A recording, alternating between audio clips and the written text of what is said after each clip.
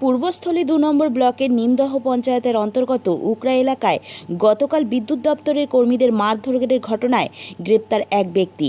ধৃত ওই ব্যক্তির নাম প্রদীপ কুমার ভান্ডারী, বাড়ি উকরা এলাকায়।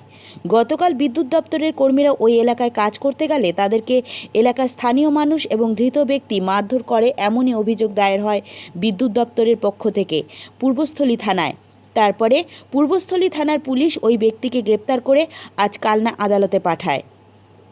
পূর্বস্থলী থেকে প্রসেনজিৎ দেবনাথের রিপোর্ট, সুন্দর বাংলা নিউজ।